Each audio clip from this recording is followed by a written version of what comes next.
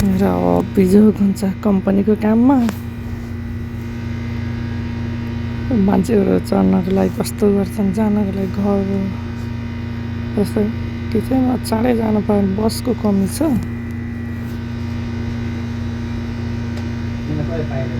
किचनमा चाँडै नै गयो भने किचनमा चुला मिल्छ भनेर अब यस्तो गर्छ। दौड धाड हेर्नुहोस्, अरे युद्ध लड्न जानु लाग्यो त बाफ रे बाफ। बिजोग छ नि, अब आधा घन्टा लाग्छ जानलाई।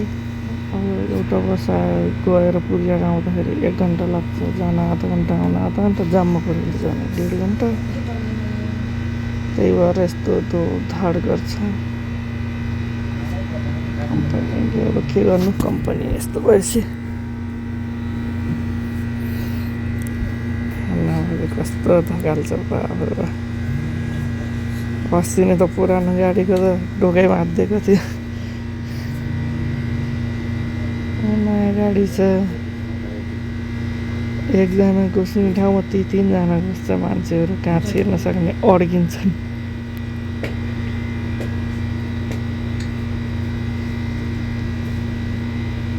सिट पाउनुलाई दौडे खान बसभित्र पनि,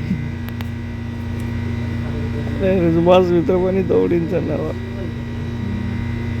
हेर्नुहोस्, अड्केको आउन नसकेर बाफ रे बाफ।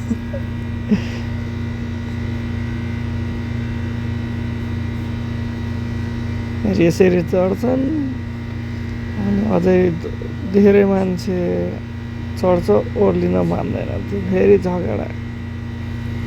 यहाँ कस्तो भने गाडीमा धेरै मान्छे हाल्यो भने पुलिसले चेक गर्दा चाहिँ फाइन हान्छ नि।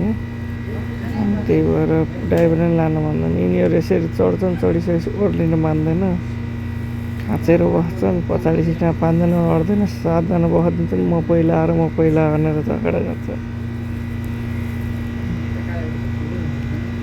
गाह्रो छ सङ्घर्ष। दिनभर काम गऱ्यो, राति भएपछि यस्तो हुन्छ। अब बेलुका भएपछि अब जानको लागि, आउनको लागि यस्तो हुँदैन। आउनको लागि अब ड्युटी टाइममा आउनको लागि बराबर टाइममा हुन्छ। 3-4 गाडी आउँछ।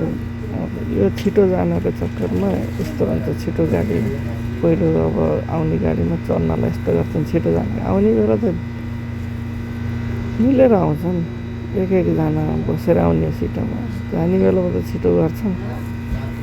त्यही भएर यस्तो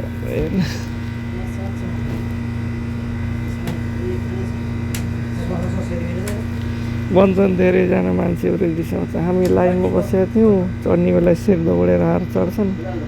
भन्छन् हामी लाइनमा बसेका थियौँ, तपाईँले यहाँ गाडी धेरै अगाडि रोकिदिनु पऱ्यो, यस्तो भयो। बिच्चो रोडमा अब